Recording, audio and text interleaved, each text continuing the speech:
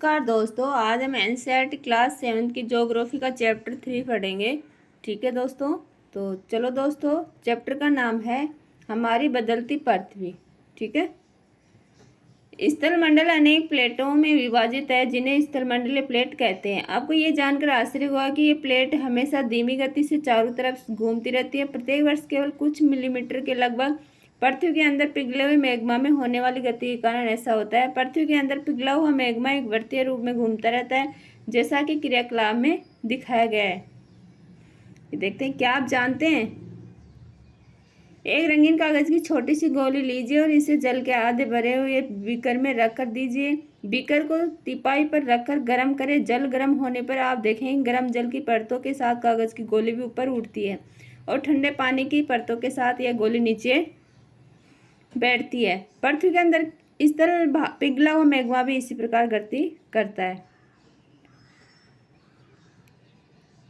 Plate की इस गति के कारण पृथ्वी की सतह पर परिवर्तन होता है। पृथ्वी की गति को उन बलों के आधार पर विभाजित किया गया है जिनके कारण ये गतियां उत्पन्न होती हैं। जो बल पृथ्वी के आंतरिक भाग में विघटित होते हैं उन्हें अंतर्जनित बल एंडोजेनिक फोर्स कहते हैं, एवं जो बल पृथ्वी की सतह पर उत्पन्न होते हैं उन्हें बहिर्जनित बल एक्सोजेनिक फोर्स कहते हैं।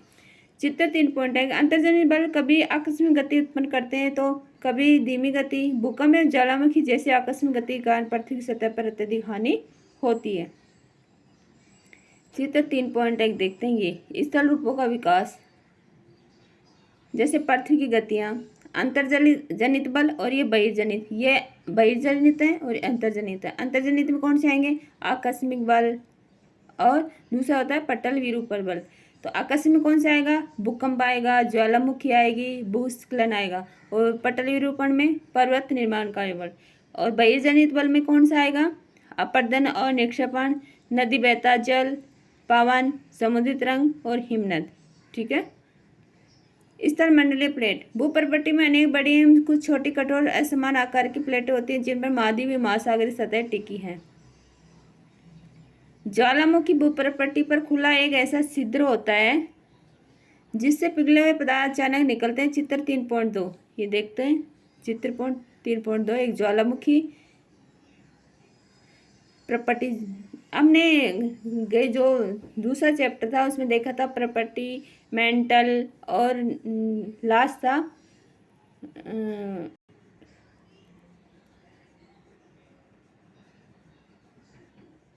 ठीक है। दूसरा था हमारा सीमा था, फिर सॉरी भूपर्वतीय को सीमा, फिर मेंटल को सियाल कहा गया था, फिर लास्ट था नीफे। ठीक है। तो इस तरह मेंटल आ गया।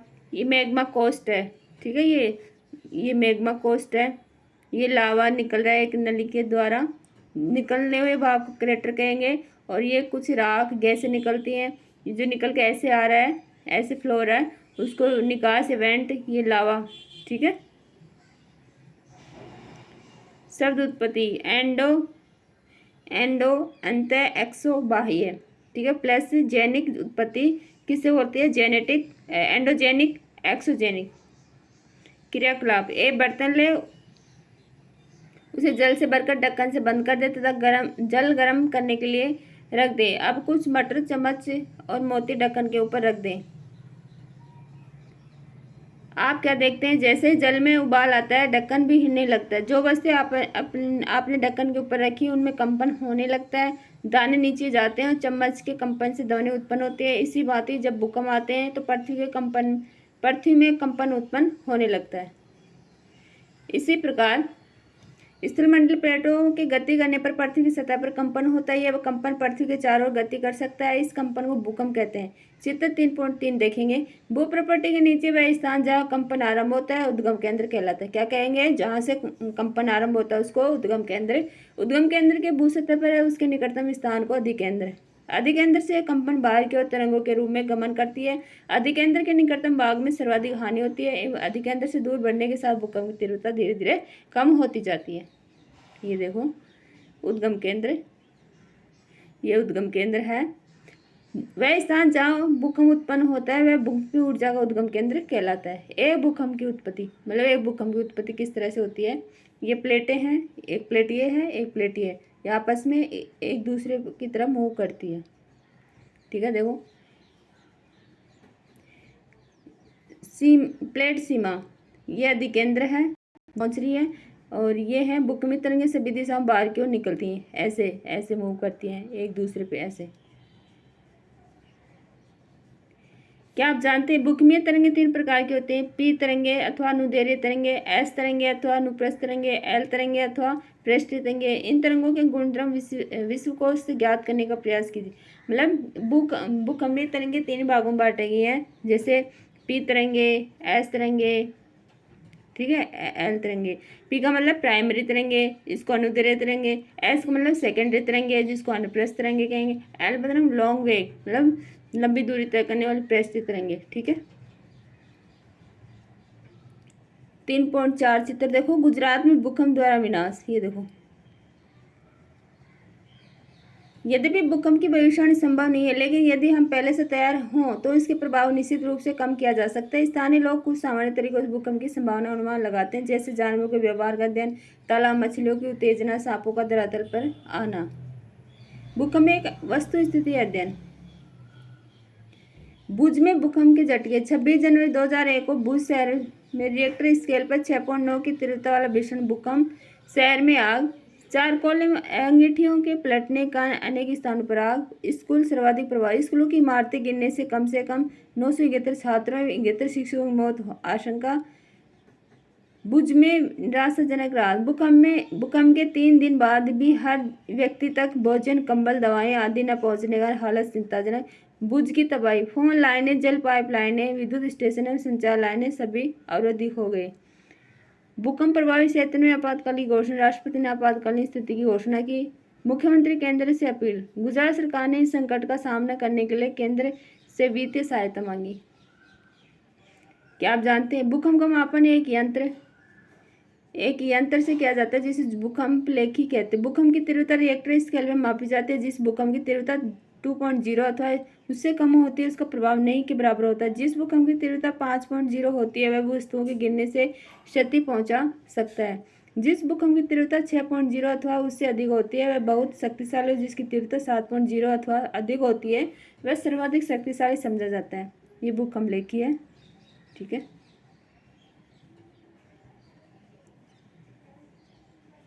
भूकंप से बचाव की तैयारी। भूकंप के दौरान कहाँ आश्रय ले। सुरक्षित स्थान। रसोई के काउंटर या मेज के नीचे, दीवार के अंदरूनी कोने में, इनसे दूर रहें। आग वाले स्थान, चिमनी के आसपास तथा टूट सकने वाली खिड़कियों, दर्पण या तस्वीर फ्रेम से पहले से तैयार रहें। अपने दोस्तों, पारिवारिक सदस्यों भी जागरूकता फैलाएं। आपदा का सामना विश्वास से करें। मुख्य सलाहकृतियाँ। अक्षय अपरदन नामक 2 उपक्रमों द्वारा दर्शय भूमि लगातार विघटित होती रहती है। पृथ्वी की सतह पर शैलों के टूटने से अपक्षय की क्रिया होती है। भूदर्शय पर जल, पवन, हिम जैसे विभिन्न घटकों के द्वारा होने वाले क्षय को अपरदन कहते हैं। वायु, जल आदि अपरदित पदार्थ जो एक स्थान से दूसरे स्थान पर ले जाते हैं और फलस्वरूप एक स्थान पर निक्षेपित करते हैं। अपरदन एवं निक्षेपण के ये प्रक्रम पृथ्वी की धरातल पर विभिन्न शिलाकृतियों का निर्माण करते हैं। नदी के कार्य। नदी के जल से दर्शय भूमि का अपरदन होता है। जब नदी किसी खड़े ढाल वाले स्थान से अत्यधिक कठोर शैल खड़े ढाल वाली घाटी में गिरती है, तो यह जलप्रपात बनाती है। चित्र 3.5, ये देखो, एक जलप्रपात। कठोर शैल, जल की शक्ति द्वारा काटे गए मृदु शैल। क्या आप जानते हैं विश्व में हजारों छोटे छोटे जलप्रपात। सबसे ऊंचा जलप्रपात दक्षिणी अमेरिका। कहाँ? दक्षिणी अमेरिका में के वेनेजुएला का एंजल, कौन सा? एंजल जलप्रपात है। अन्य जलप्रपात उत्तरी अमेरिका में, कनाडा तथा संयुक्त राज्य अमेरिका की सीमा पर स्थित नियाग्रा, कौन सा? नियाग्रा जलप्रपात है। और अफ्रीका में जाम्बिया एवं जिम्बाब्वे की सीमा पर स्थित विक्टोरिया जलप्रपात, ठीक है। ये नियाग्रा जलप्रपात है। जब नदी मैदानी क्षेत्र में प्रवेश करती है तो वह मोड़दार मार्ग पर बहने लगती है। नदी के इन्हीं बड़े मोड़ों को विसर्प क्या कहते हैं? ऐसे क्या कहेंगे इसको? विसर्प। इसके बाद विसर्प को किनारे पर लगातार अपरदन निक्षेपण शुरू हो जाता है। विसर्प लूप के सिरे से निकट आते जाते हैं। समय के साथ विसर्प लूप नदी से कट जाते हैं और एक अलग झील बनाते हैं, जिसे चाप झील कहते हैं। मतलब ये नदी बह रही है और ये यहाँ से कट गई, ऐसे मिल गई, तो ये एक तरह का एक हिस्सा हो गया, तो इसको चाप झील कहेंगे।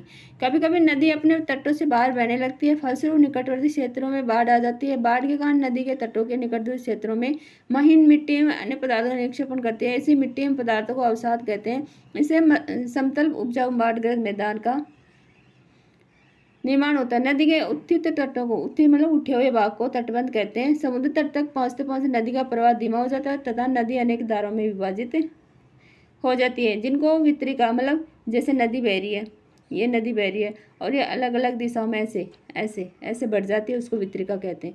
यह नदी इतनी धीमी हो जाती है कि यह अपने साथ लाए मलबे का निक्षेपण करने लगती है।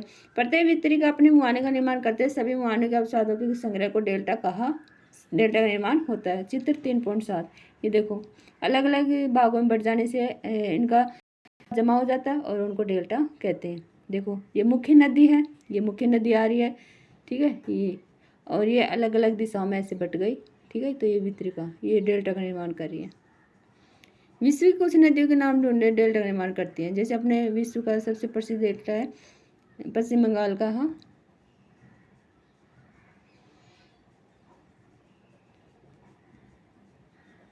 बाढ़ के मैदानों में नदी द्वारा निर्मित इस्लाकृतियाँ, ये देखो ये तटबंध है, ये बाढ़ का मैदान बता रहा है, ये तटबंध जो किनारों पे बनता है, ये भी सिर्फ बना रही है ऐसे, ये चाप झील जो अलग हो टूट के रह गया है।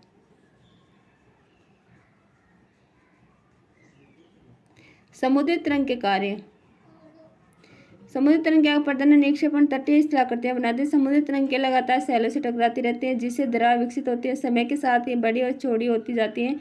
इनको समुद्री गुफा कहते हैं। इन गुफाओं के बड़े होने जाने पर इनमें केवल छत की ही बस्ती है, जिसे तटीय मेहराब कहते हैं। जैसे कोई शिला है और इधर कोई शिला है, वो कमजोर होते होते होते एक ऐसे मतलब नीचे से घिसते घिसते ऐसे गुफा बन जाती है। गुफा बनते बनते वो आगे ऊपर तक टूट जाती है और ऊपर एक छत सी बसती है, ठीक है, तो उसको क्या बोलेंगे, मेहराब। लगातार अपरदन छत को भी तोड़ देता है और केवल दीवार बचती है। दीवार जैसे ही ना करते को स्टे, जो खड़े स्थान ऐसे खड़े रहता है कोई पत्थर, तो स्टे कहते हैं। समुद्री जल के ऊपर लगभग ऊर्ध्वाधर उठे हुए ऊंचे सेलों को समुद्र भृगु कहते हैं। समुद्री तरंगे किनारों पर अवसाद जमा कर समुद्री पुलिन का निर्माण करती है। ये देखो तटीय मेहराब, ये तटीय, ये स्टेग, एक खड़ा पत्थर और ये समुद्री गुफा।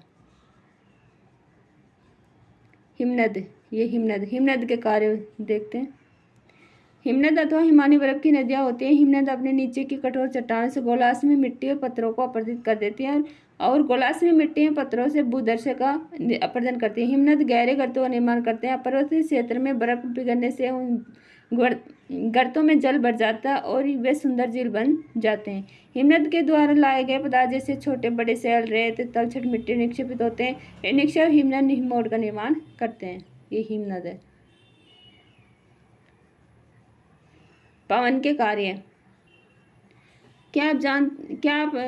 आपने कभी रेगिस्तान देखा है? बालूटी में कुछ चित्र एकत्रित करने का प्रयास कीजिए। रेगिस्तान पवन अपरदन निक्षेपण का प्रमुख कारक है। रेगिस्तान में आप छत्र के आकार के सेल देख सकते हैं, जिन्हें सामान्य छत्रक सेल कहते हैं। पवन सेल के ऊपरी भाग की अपेक्षा निचले भाग को आसानी से काटती है, इसलिए ऐसी सेल के आधार पर संकीर्ण शीर्ष विस्तृत होते हैं। पवन चलने पर ये अपने साथ रेत को एक स्थान से दूसरे स्थान पर पहुंचाती है। जब पवन का भाव रुकता है तो ये रेत गिरकर छोटी पहाड़ी बनाती है। इनको बालू टिब्बा कहते हैं। क्या कहते हैं? बालू टिब्बा। चित्र 3.10, जब बालूकण महीने में हल्के होते हैं तो वायु उनको उठाकर अत्यधिक दूर ले जा सकती है। जब ये बालूकण विशिष्ट क्षेत्र में निक्षेपित हो जाते हैं तो ऐसे लोएस कहते हैं। क्या कहते हैं? लोएस। चीन में विशाल लोएस निक्षेप पाए जाते हैं। ये देखो बालू टिब्बे, इनको विशाल तौर पे क्या कहोगे? लोएस। तो चलो दोस्तों, अपने चैप्टर कंप्लीट हुआ। इसके क्वेश्चन आंसर देखते हैं। क्या क्वेश्चन है? निम्न प्रश्नों के उत्तर दीजिए। उसका फर्स्ट है क्या? प्लेटें क्यों घूमती हैं? क्योंकि पृथ्वी के अंदर पिघले मैग्मा में होने वाली गति से मैग्मा एक वृत्तीय गति से घूमता है, जिसके प्रभाव से प्लेटें घूमती हैं। ठीक है। सेकंड है बहिर्जनित के अंतर्जनित बल क्या है? हमने देखा था बहिर्जनित बल वो हैं कि पृथ्वी की सतह पर उत्पन्न होते हैं, और अंतर्जनित बल वह कहलाते हैं जो पृथ्वी के अंदर वाले भाग में घटते हैं। गह अपरदन क्या है? अपरदन वह है कि पृथ्वी के धरातल पर जल, पवन और हिम जैसे विभिन्न प्राकृतिक घटकों के प्रभाव से होने वाले क्षय को अपरदन कहते हैं। गह बाढ़ग्रस्त मैदान का निर्माण कैसे होता है? नदी के पास वाले इलाकों में ढेर सारी मिट्टी और अन्य पदार्थ इकट्ठा हो जाते हैं, जो कि एक उपजाऊ बाढ़ग्रस्त मैदान का निर्माण करते हैं। ठीक है। नेक्स्ट है बालू टिब्बा क्या है? रेगिस्तान में जब तेज़ हवाएं चलती हैं तो यह अपने साथ से ढेर सारी रेत को उड़ा ले जाती हैं। जब इस हवा का बहाव रुकता है तो यह रेत गिरकर एक छोटी पहाड़ी बनाती है जिसे बालू टिब्बा कहते हैं। नेक्स्ट है समुद्री पुलिन का निर्माण कैसे होता है। समुद्री पुलिन का निर्माण समुद्री तरंगें जब किनारों पर अवसाद जमा करती हैं तब समुद्री पुलिन का निर्माण होता है। चाप झील क्या है। हमने देखा था नदियां शहर में प्रवेश कर मोड़ वाले मार्ग पर बहने लगती हैं तो वे विसर्ग बनाती हैं, और जब बड़ी मोड़ होती हैं समय के साथ विसर्ग रूप नदी से कट जाते हैं और एक अलग झील बनाते हैं जिसे चाप झील कहते हैं। हमने ऐसे विसर्ग देखा था, फिर वो जब लॉन्ग टाइम तक चलती चलती अपना मार्ग बदल देती है और ऐसे अपना अलग हिस्सा बच जाता है, उसको चाप झील कहते हैं। नेक्स्ट क्वेश्चन अपना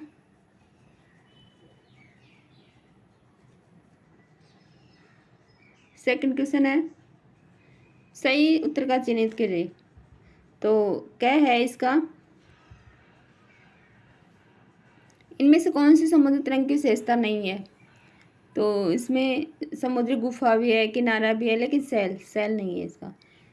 खैर हिमनद की निक्षेपण विशेषता है, तो हिमनद की निक्षेपण विशेषता क्या कहोगे, हिमोड। गए पृथ्वी की आकस्मिक गति के कारण कौन सी घटना होती है।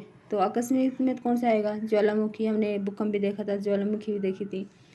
घ छत्रक शैलें पाई जाती हैं, कहाँ पाई जाती हैं।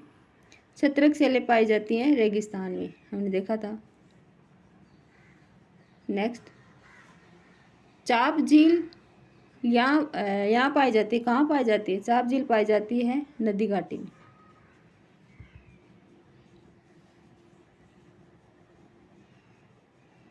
नेक्स्ट है अपना थर्ड क्वेश्चन, निम्नलिखित स्तंभों को मिलाकर सही जोड़े बनाइए। तो देखो हिमनद को किससे मिलाओगे हम, हिमनद को मिलाएंगे बर्फ की नदी, ठीक है। विसर्ग किससे बनती थी, विसर्ग बनती है नदियाँ, ठीक है।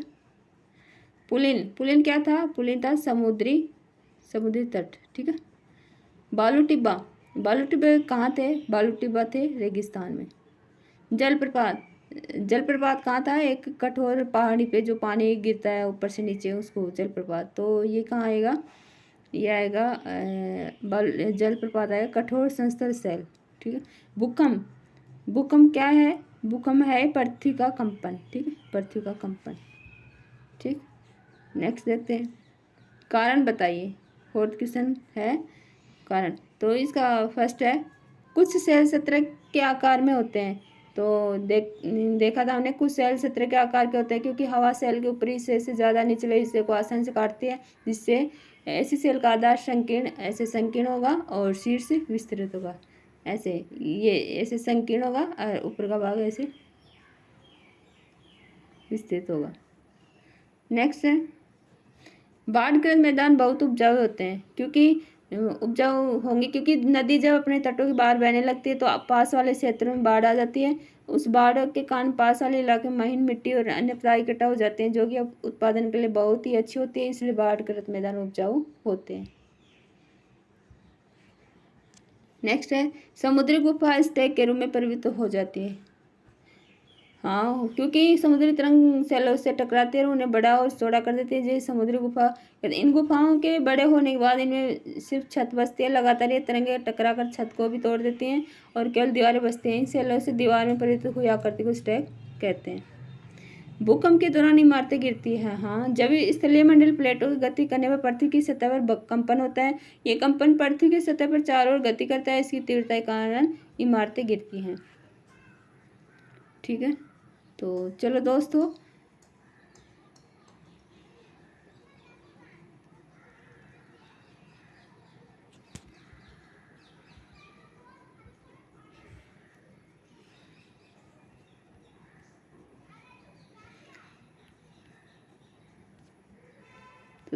अपना चैप्टर और क्वेश्चन आंसर कंप्लीट है। नेक्स्ट चैप्टर में जल्दी मिलते हैं। Thank you.